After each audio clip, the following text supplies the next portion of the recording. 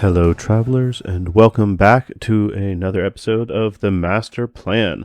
This is the series where I kind of walk through a battle that I've played, usually a TTS battle, and kind of walk through on a more detailed level about what my thought process was during the game, whether it worked out the way I wanted, and in hindsight, how I would have done things differently. This is a walkthrough of the second battle or second round of the second worldwide Warcrow League. So in this game, we were playing the artifact as well as track. So you might be unfamiliar with the artifact. The artifact is one of the missions that was chosen as a winner in the Corvus Belli Warcrow mission competition that was resolved a while back. I have a video, I'll try and make a link to it pop up on screen here, where myself and Grotnib kind of walked through and discussed those 4 missions. So this is the first one that I played. This is the first time I played this mission. I had looked at it ahead of time, and this is going to be the scenario. So you'll see on screen there are 5 objectives. There's 1 red, 1 blue, and then 4 brown in the middle, with the center one being special. And the way it works is you want to score more of the center ones. You want to score your colored one. So if you're the red player, the furthest objective from you is the one you want to score.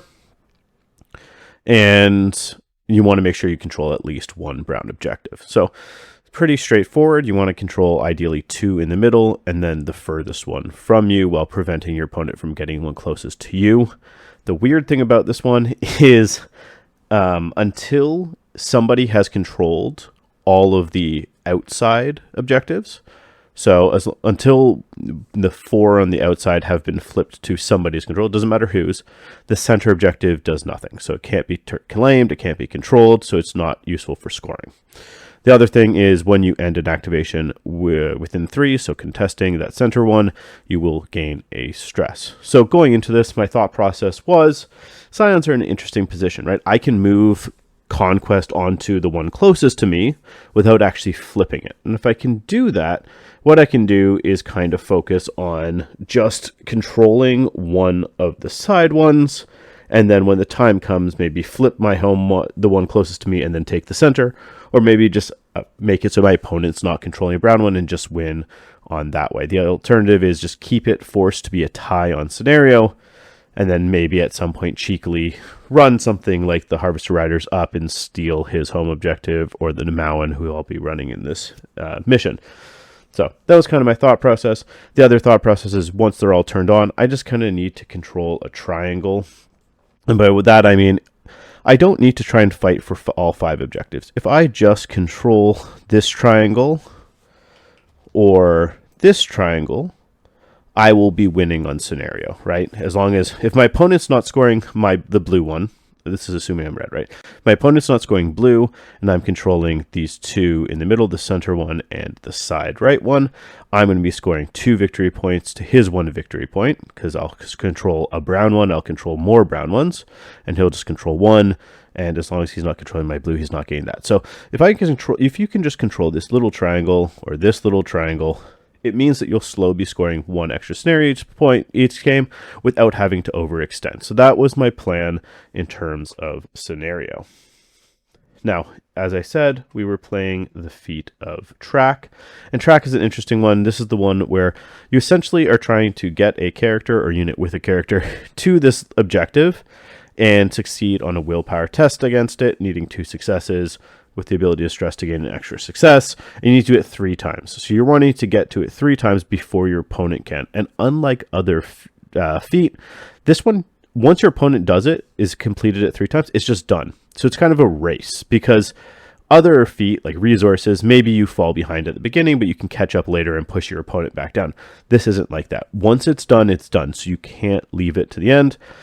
Now, I play echoes, and usually I do the obnoxious thing in this mission, which is once my opponent does the track once, I move the track to a position where my echoes can then move, surround the objective, and now my opponent can't actually do any more of it until he kills them or gets rid of them somehow.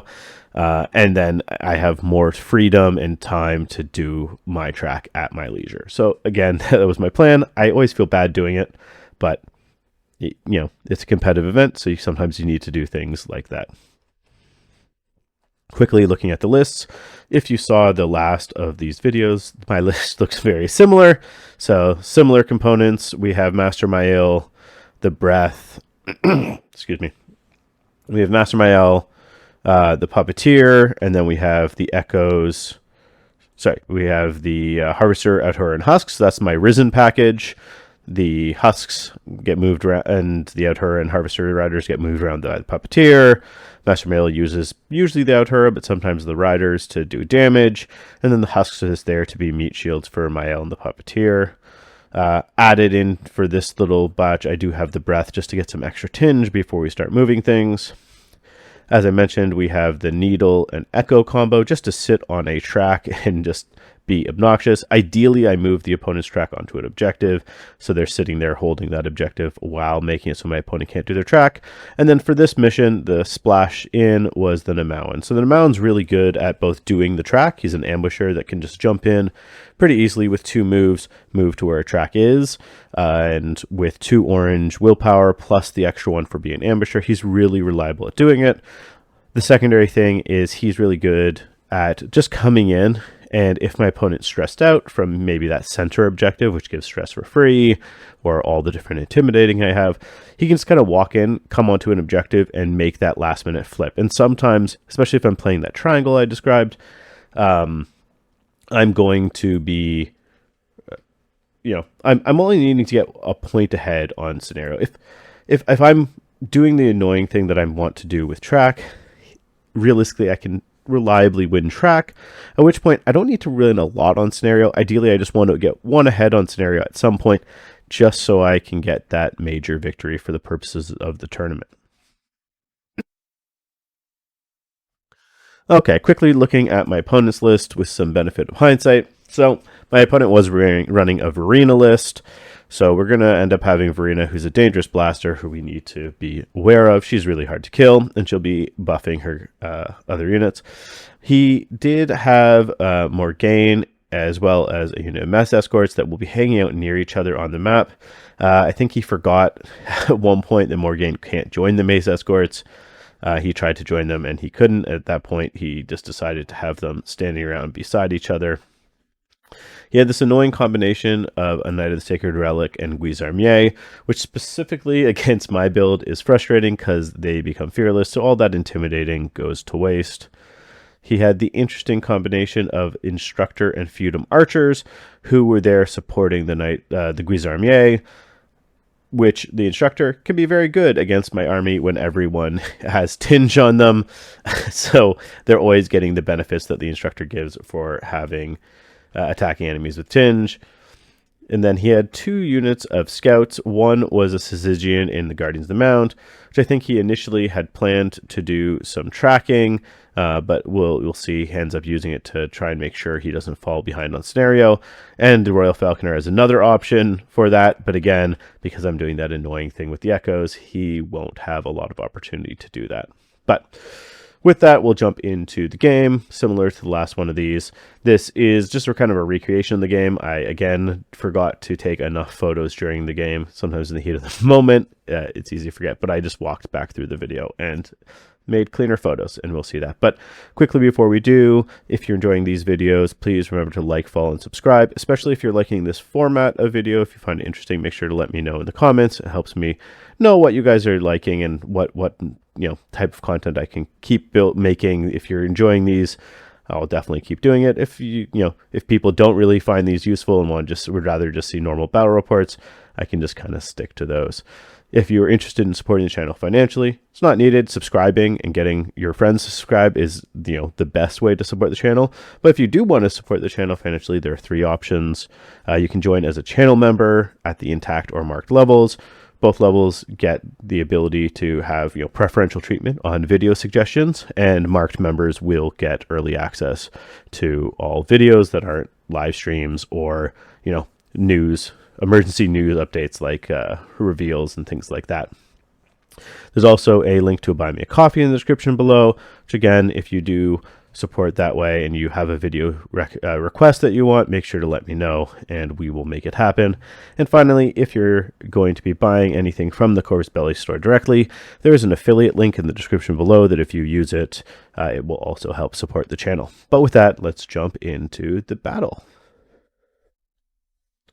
Okay, so quickly just walking through a bit of the deployment. I'll talk through my opponent's deployment first. We'll see, this is my opponent's track, the number 2. My track is this one right here.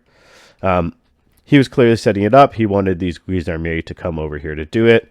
We'll see in a second. I have a few options for what to do here, and we'll see in a moment what I attempt to do. So my opponent has the Guise d'Armée with the Knight Sacred Relic here. Prepare to move up.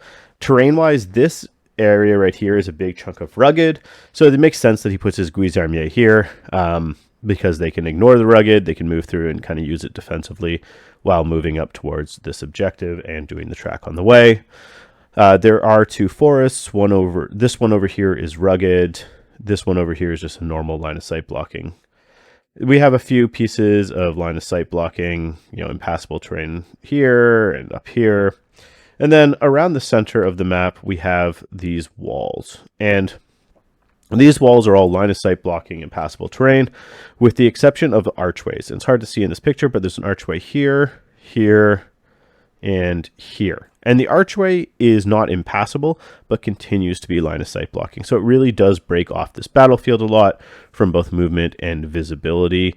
Of note also, the gaps here aren't big enough to fit cavalry bases. So if my riders want to go through, they'll need to use their ability to just ignore terrain, which, makes it so moving through here is actually quite easy for them. Beside the Guise d'Armée, as I said, that will be in support of them, we have the archers with the instructor. And then over on my opponent's right flank, we have Verena, Morgane just running by herself, and the mace escorts. And we kind of talked about this after the game. I think it was he realized too late maybe that Morgane couldn't join the mace escorts. Realistically, it probably would have been better to have Morgane in, say, the Guardians of the Mound and Syzygian in the mace escorts, just to kind of move them up more effectively instead of just having these guys kind of separate. But I don't think it's necessarily a wrong option. So that was his. We have these guys coming up here to do track and get towards the objective.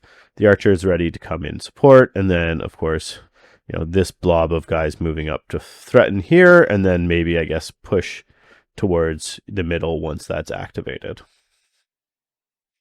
On the other hand, we have a very similar, I guess, deployment that you've seen me do in the past. We have what I call the Risen Bunker. So this is the Risen Bunker over here. All the units are within 7 of the Breath, who's right there. So she can start by giving out Tinge to everyone before moving up and doing her thing. The Puppeteer, who is right here, has line of sight to all of the Risen units. These coffins aren't line of sight blocking, so she can see all of them, which means depending on how much Tinge she has at that point, she can give Tinge to everybody to then move them up. I keep the Harvester Riders more center so they can go either direction as needed. And then finally, outside the bunker, we have the Echoes. Now, normally I'd put the Echoes more centrally. I probably should have in hindsight, but I didn't. I think during deployment, what ended up happening is I started considering whether I wanted them to push up over here. We also deployed before we saw where the tracks went, and I wasn't sure. I think maybe part of me thought he was going to put his track marker over here, and I wanted the Echoes to go up and sit around it. Realistically, I probably should have just hedged my bets better and just put the Echoes somewhere around, around here.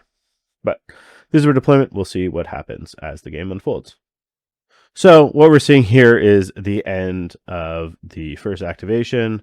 As I kind of said, the Guise d'Armée moved up and attempted to track, and even with 3 yellow, they failed. My Breath then went, gave Tinge to everybody, moved up, And with red, yellow, she failed. So, and to be clear, to fail in this case meant we both rolled 0 successes. So very unfortunate, but that is what happened. So, of course, we immediately go into the next activation. He goes again with the Guizarmier to try and track, and he fails again. That's very unlucky for him. At this point, I realize, and really I should have done this probably my first activation.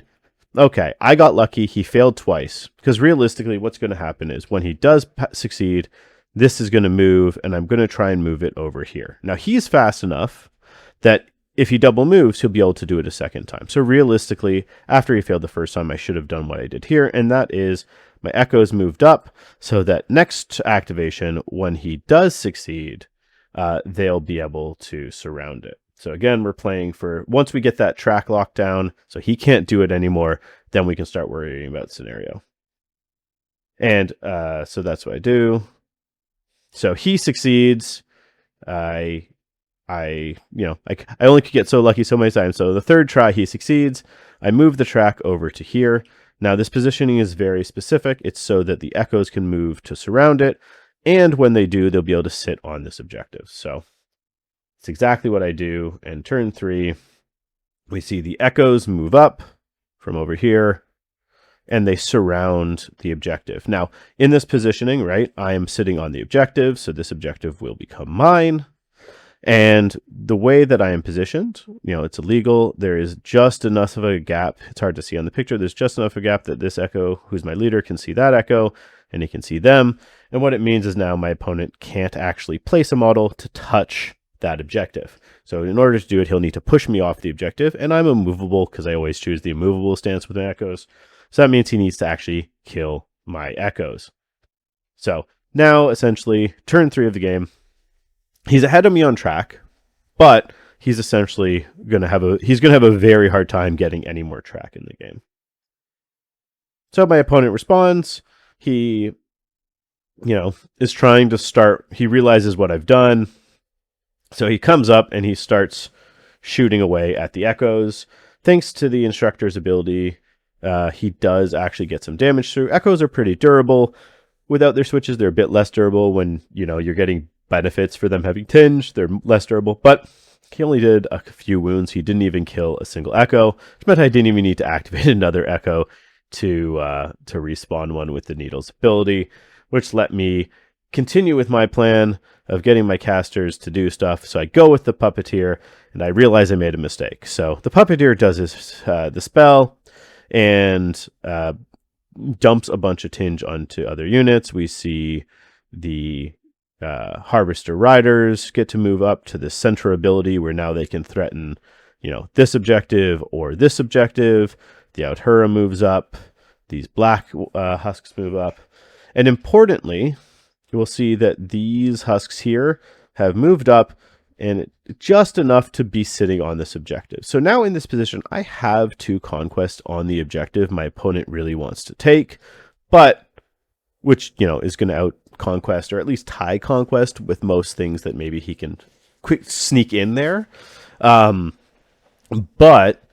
I haven't actually taken this objective because the husks never activated. So what this means is even if he were to stand on his home objective, the center objective won't be turned on till someone comes all the way over here. And I can kind of then limit it to a game of I'm just going to fight and control this, dominate on track, and he's now in a position where I'm going to win on track. If I win on track and he can't break the tie on scenario, it means I will win. So one mistake here, though, as I said, I did make a mistake. When I moved the breath up, I should have placed them just a bit better, or I should have placed the track a bit better, so that the puppeteer could have actually moved also to get this track.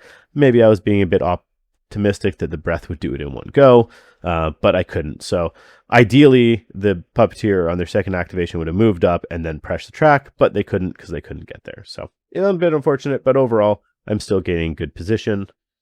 So that would be turn 4.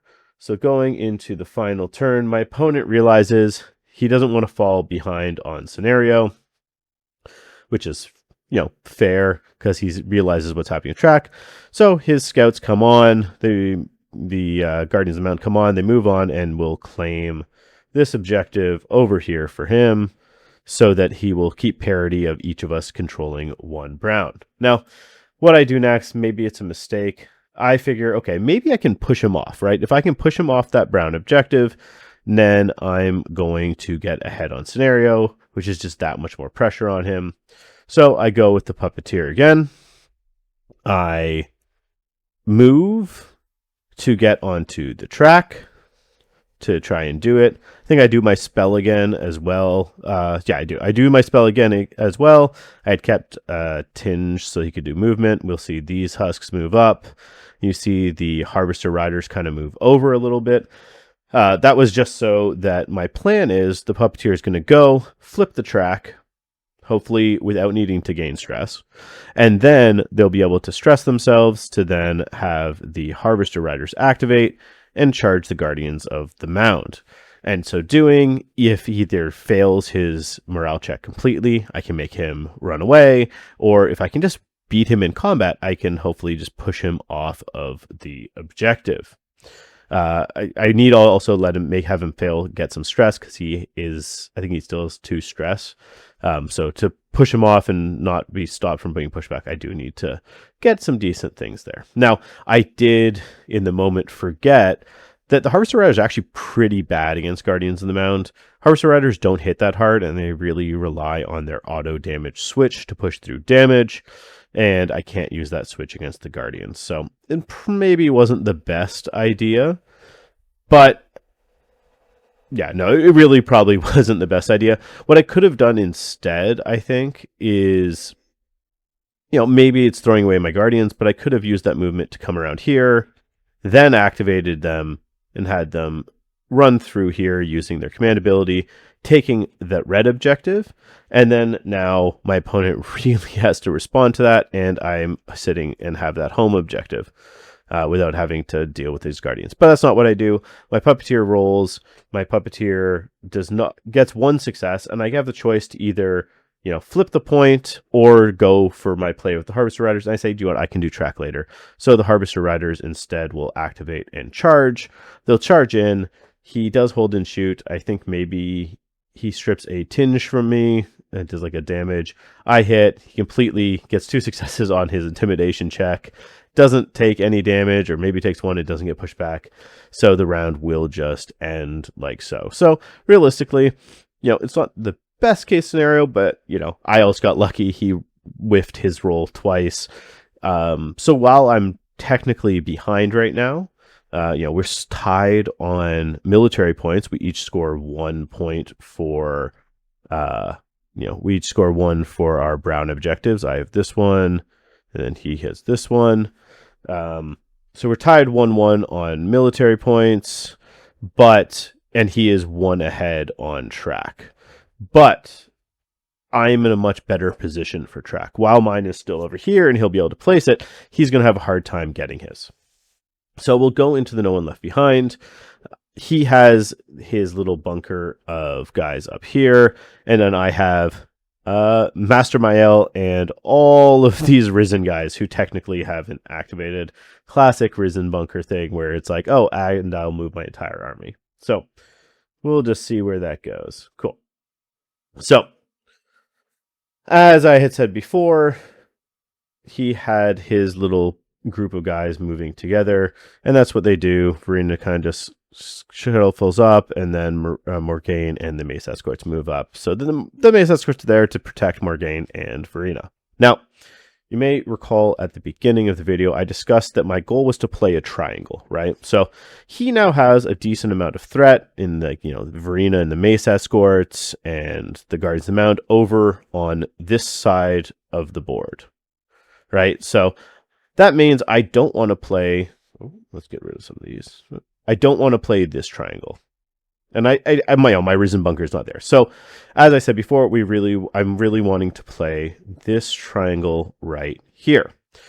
Now, I measured it out. If the puppeteer was standing right here, her bubble of extra conquest to Risen units will hit all 3 objectives, right? So I set up my Risen for that, right? You see these guys kind of shuffled over a little bit here. We saw these ones push up a bit more. Outhura is just flying as fast as he can up the field because he is actually a fighting piece. His plan is to go and put pressure on my opponent. So the plan would be that he'll come up and around this way to help the Echoes defend this objective without having to move. Because if the Echoes ever attack, then I'll need to do positioning maneuvers and I'll leave the objective open. In the meantime, the black husks further move up and Master Mael will also move up just to start getting more into position. So that's our position at the end of the round. There's some tinge rolls, nothing too exciting. I think the darkest husks actually got the displace, which is how they got so far up the board. Okay. So my opponent did a cheeky thing here. My puppeteer actually, so that she had hit her stress cap in the last activation. And I believe what happened was she rolled up tinge again and she stayed her stress capped. So my opponent, what they did is they brought in their falconer right here. And he really was I think he was really worried about the puppeteer and their ability to move my guys around. Oh, sorry. Forgot to point up in the top right over here. When I charged in, the Syzygian did use switches to displace out of combat with the Harvester Riders. But back to the Falconer. So the Falconer came in. My opponent carefully measured this out. He was really worried about the Puppeteer, and I did not see this coming. Because I was still at my stress cap, he realized that what he could do is come in, and then the Falconer has an interesting ability. There you give out a state and a stress. So what he did is he came in, gave my Puppeteer frightened, and then put her 1 over her stress cap. And what this did is it led to, at the end of the Falconer's activation, my Puppeteer fled. Now, because of distances, they had to flee a bit like this, which we will see. So this is really annoying. They are one of my spellcasters. I do rely on them for the conquest of my Risen. Otherwise, the Risen are actually fairly low conquest. So this was a bit worrying. But, hopefully they're pretty likely to rally onto orange. But if she does fail again, she was close enough to run off the board. Now, I had a chance here if I wanted to try and respond to it and try and get it in a better, kill the Falconer or something. But I didn't really want to. I wanted to start getting my track done. I think the black ones actually may have moved a bit earlier. There's a bit of a weird thing happening here. But I just went with Master Mael. I figured at this point, I need to start getting track. I don't want to keep putting it off until the point where it's useless to me. So Master Mael just moves up onto the point, and she will do her track. In the meantime, I believe it was the Outhura that she pushed up. It might have been the Black Husks, one of the two. I can't quite recall, but someone moved up here. It did end up looking like this. But Master Mael does the track.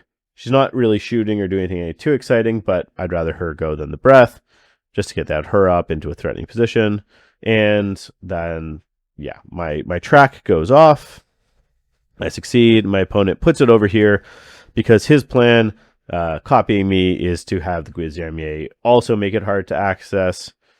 And that's what we see him do. His Guizarmier go right back to the track. And this, you'll see people do this a lot. If you can have a unit that's hard to move off of an objective, move onto a track and prevent your opponent from activating it, do it. Because if your opponent can't get there, they can't do it. So I have a fairly straightforward response to this, and that is to have my Outhura go. My Outhura is going to activate, and he will just charge right into the Guizarmier. Now, we talked about before how this matchup's really annoying for the Outhura. The Outhura's whole big thing is frightening his opponent off of things. So, loading them up on stress, hitting them with the intimidating, giving them frightened. But because the knight gives his unit fearless, the intimidation and the frightened won't do anything. So, he charges in. He has a lot of tinge on him. And I think he maybe does a little bit of damage, but realistically, whoops, he does a little bit of damage, puts them 2 over their stress cap, but unlike when they were trying to do tracks, they do get their 2 successes, and this kind of just becomes a bit of a stalemate. But they are loaded up on stress, which means if the Altura attacks again, he'll be attacking that much harder. Now, we're at the stage where my puppeteer is about to test to rally, and my opponent wants to stop that. So he figured it worked the first time. Let's see if it goes the second time. So the falconer moves around and once again puts a stress and a frightened onto my puppeteer. So what this means is when my puppeteer goes to test, they're going to be needing to test looking for 2 successes. Sorry, not 2 successes. They're going to need to be looking for a success on 2-inch dice, but they're going to need to re-roll any successes, which is just not very good. But the puppeteer will end up rallying, and we will see that they will rally and they will cast their spell. Or sorry, they will rally, they'll cast, get their the husks into this position, and they'll move up. Or again, I think the husks might have already been in that position. Sorry, this is the problem with the recreation. So they'll rally, and the puppeteer will just move back up into the bubble, and we'll just kind of ignore that falconer. At which point, we need to try and deal with the Guizarmier. And the way we're going to do that is with Master Mael. So Master Mael is one of my good pieces for... The Altura is already activated. I want to try and get some more stuff done. And also I want to get a character that has better willpower than an Altura. Altura is technically a character, so they can try and do track. But they have a single orange die, which means they need to get it, and they need to have stress, and he's already activated, so he can't. So Master Mael moves up over here, move to yellow, and shoots at the knights with their spell. And using the spell and the augments, I'm able to, I believe, I don't even know if I do a damage. It's kind of... He was spiking really high on his rolls, but importantly, it lets the Altura do his attack again, puts them 2 over their stress cap again, and this time they do start to flee. So now my opponent is running, and importantly, this objective, my track, is now up for the taking.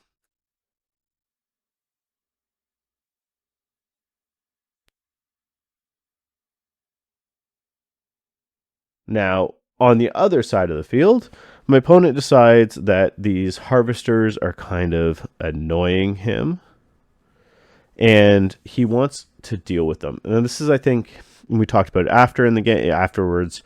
This is, I think, where he makes a mistake. So Morgaine's going to move up here to cast her spell on the Harvester Riders, which I think is a good decision.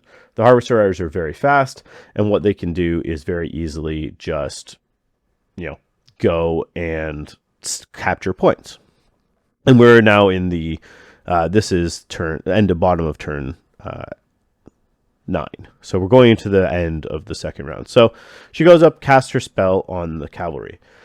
The mistake she makes is she does not boost the spell in any way. So she doesn't turn off their ability to contest objectives. She doesn't push them back. She just makes it so they are, stuck being vulnerable and disarmed. And this is a mistake, because what this allows me to do is I can still use my riders to just run around and try and score points. And that's what I'll do. So she casts the spell, and then what I'll do is I am just going to run my cavalry all the way over here, using their command ability to run through the walls. I'll capture this point, and what that forces him to do is he now needs to bring someone back. And that's what he does. We see the Guardians then activate and move back, and he recaptures his home point. So this is the state at the end of the round. And realistically, as things go, it's not like I've necessarily scored that much above him. Right now, in terms of scenario, we once again will each score 1 each. So when we're talking about what the final military points, if we go military points, right? if we have scions and feudom, there we go. Right now, I have 2 military points. He has 2 military points. In terms of the track, we've both done it once. So realistically, score-wise, we're tied. But in terms of position on the battlefield, I am definitely at an advantage. There's a few reasons, right? So, one, we've talked about it a million times now. His track is locked down. My track is now easily accessible to a character with high willpower that he's going to have a very hard time stopping me from just doing that track. He can't really move anyone there. His Guisarmes are fleeing.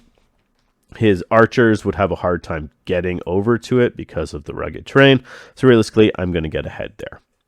Secondly, in terms of scenario, we both have 1 brown point, but I have pressure on his back point. He definitely has more conquest and he can keep it from me, but he's now needed to force some of his troops back. And now that this objective, and this objective have been activated, I now at any point that I want can activate this objective and then turn on this objective. And because I have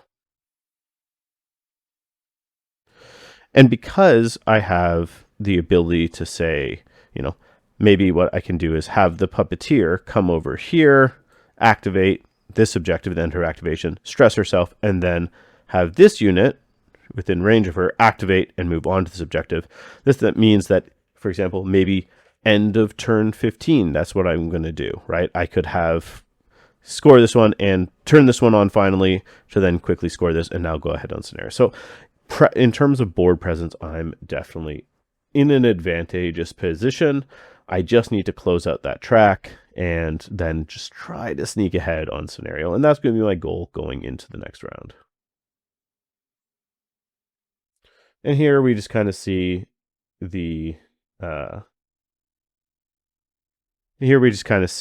what happens at the end in the No One Left Behind. You'll see my various risen guys just kind of shuffling around a bit in there. One of these husks you'll notice is dead. That's because either Mael or the puppeteer, one of them took a damage from Tinge, so of course I passed it off. We see the Mace Escorts and Verena continue to shuffle up here, and the Bowmen are going to shuffle up against that wall. So that's where we are going into the top of round 3. Okay, so as we went over, opponent is in a dangerous position, so let's see how he responds. I actually do end up going into this round with the initiative, so I make him go first because I definitely know that realistically, if I'm going to try and get a major win, I'm going to need that last activation to get ahead on scenario. So at this point, Verena is finally getting into play herself. She is going to come up over here and start blasting. And my opponent hums and haws for a bit on whether he should target the puppeteer or the unit of husks on the objective.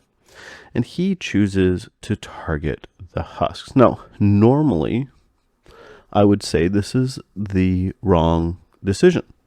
One, the husks right now have 5 tinge on them, so realistically they're like 9 wounds. He's not going to I don't think he can kill them. He's not going to kill them.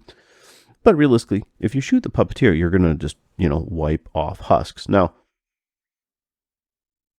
a lot of the time, and normally when people are talking about how do I deal with the Risen Bunker, I say, blast the leaders, just blow through husks.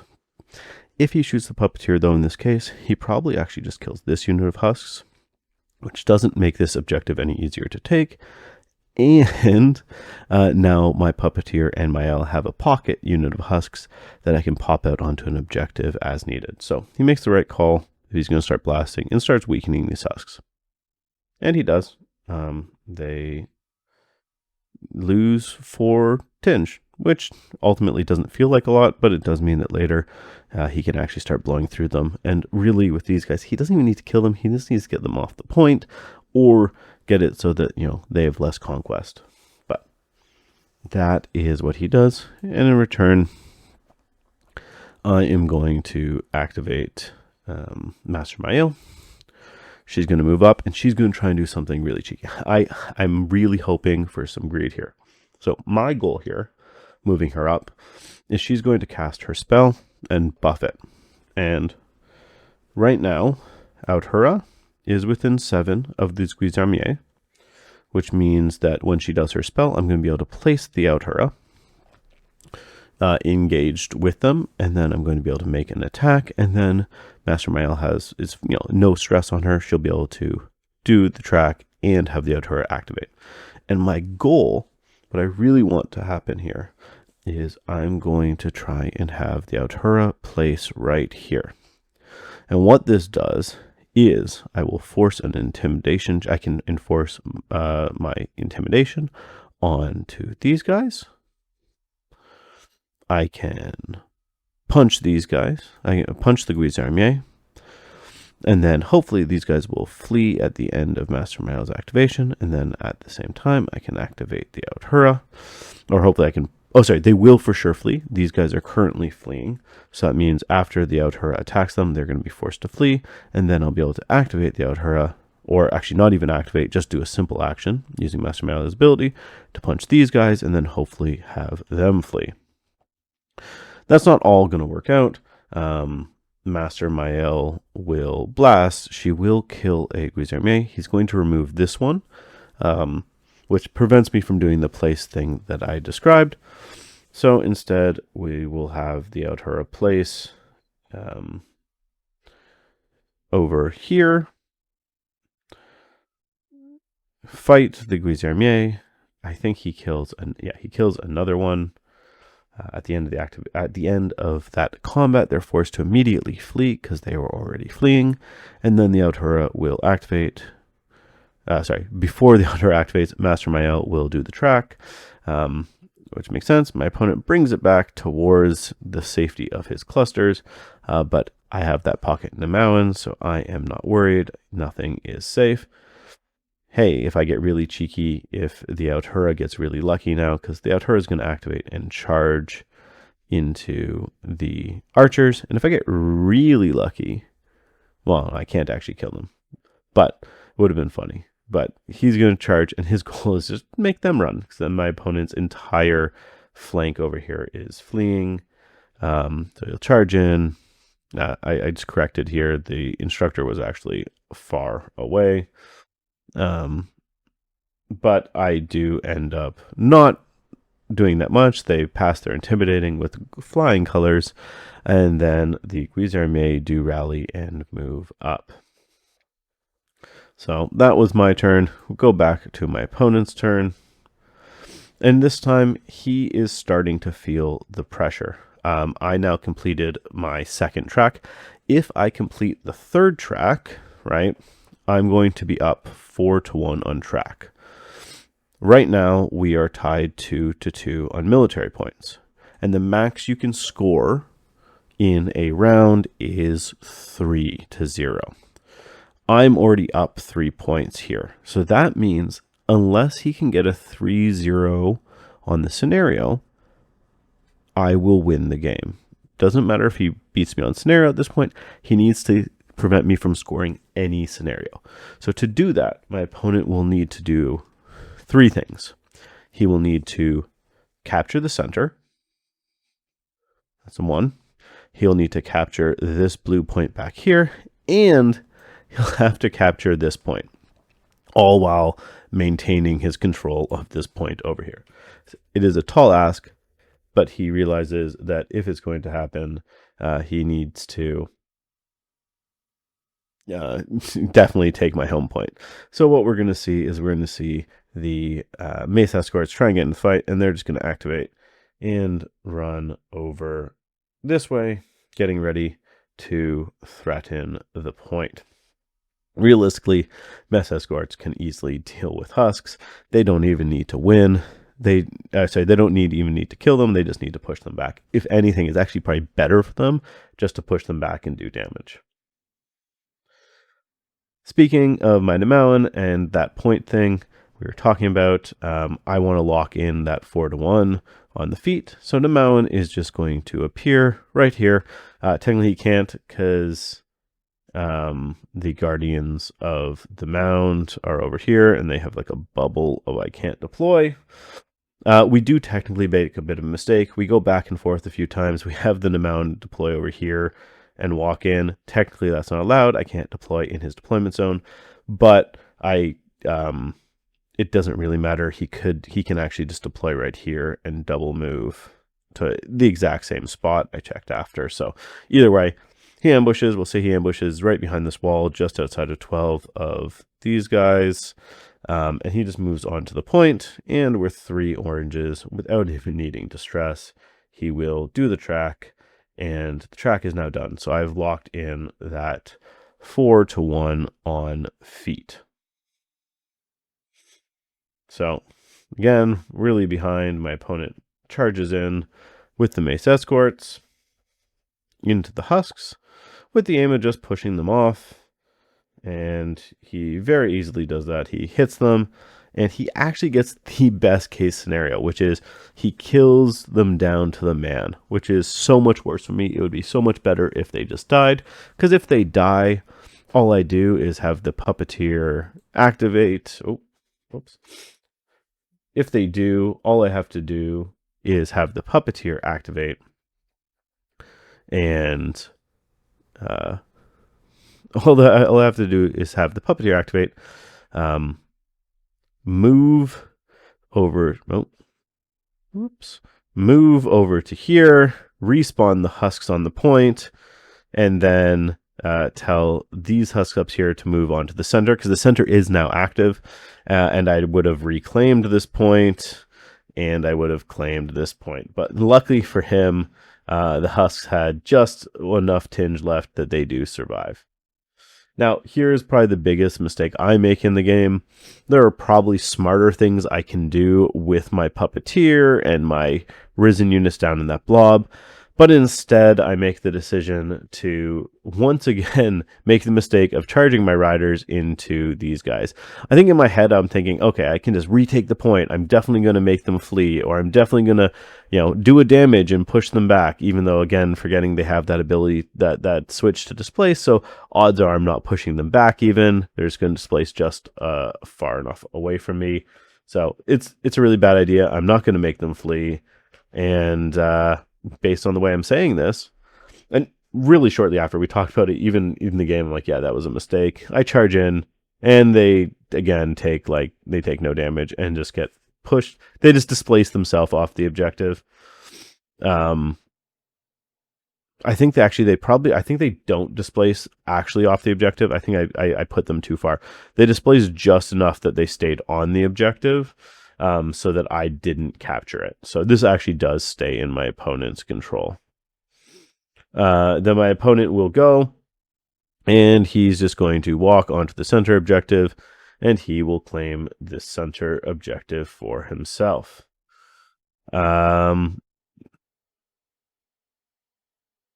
And with that, I really want to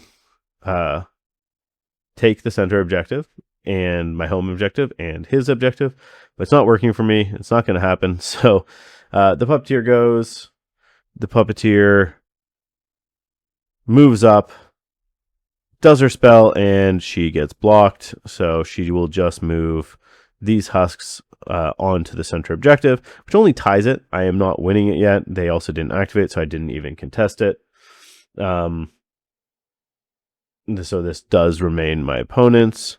My opponent then makes the smart choice, because he realizes what I'm trying to do is ideally set up some sort of crazy puppeteer play to take this objective and this objective, because that would get me it would get me this triangle, which is also a fine triangle for me. So he doesn't want me to do that. He realizes, and the Guisar may just kind of walk over here and sit on this objective. They have 2 conquest, which makes it so I can't just incidentally take it from them. They're also fearless, so they're very immune to my riders. And yeah, So my puppeteer doesn't have too much she can do here. I don't really have much I can do. I do some measuring out. I try to see if there's some sort of cheeky way I can get these guys over here and these guys onto a point, or some way. Just try and squeeze out the score. But it turns out I can't.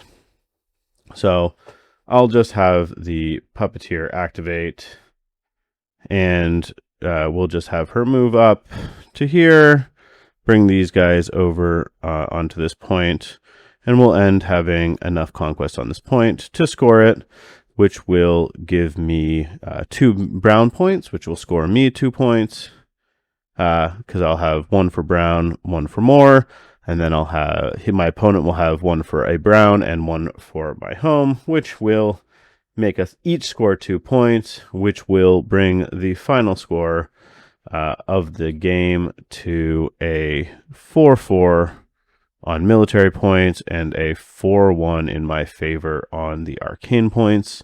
And yeah, that is just how the game will wrap up. This is the battlefield at the end. So ultimately, there were definitely some hiccups for both of us at the beginning of the game. Failing our tracks isn't necessarily something you usually see, and it is frustrating when it happens, especially for him when it happened twice in a row. So yeah, that definitely wasn't ideal situation. I think my game plan going in worked. I almost got caught out because I didn't place my echoes how I had intended to in terms of my initial game plan. My deployment, I kind of messed up a bit, but I was able to react quickly enough to do what I wanted, which was the blocking him from scoring track. So that game plan worked. My holding the triangle plan, it worked to some extent. I think I did decide to extend this way to put pressure back on him with the riders. I don't necessarily think that's the wrong decision. I think in hindsight, I think maybe I shouldn't have done that. And the main reason is, yes, it did draw him back, but I wasn't doing that as a last activation. And I feel like saving that as a last activation play may have been better. Although I don't hate it. The big mistake one was the riders charging in here. That was a completely unnecessary move that really added nothing. Like, if I wanted to take that point, there was other things I could have done. I could have done something with the Nemawan kind of moving around.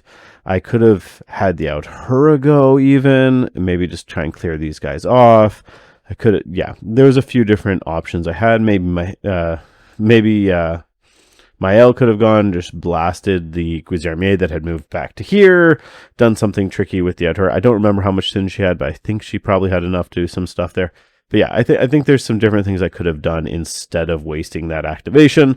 Moving husks, even if it was just to move something like these husks here up and onto that point ahead of time, that would have stopped my opponent from walking up and securing that objective, because they're 2 conquests, so him moving his 2 conquest Guardians unit wouldn't have scored it. So yeah, I think realistically, big mistake was that one charge there. Overall, it turned out into a minor victory for myself, which is perfectly serviceable. We'll see this a bunch.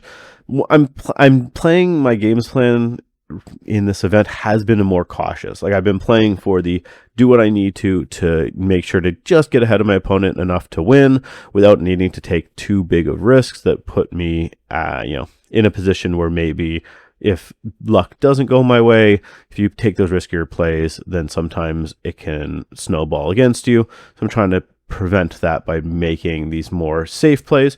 But ultimately, that once again has led me to a minor victory, which in the grand scheme of things can come back to bite you over a 5-round event. But these have been just my thoughts and kind of walking through. I hope you found this interesting.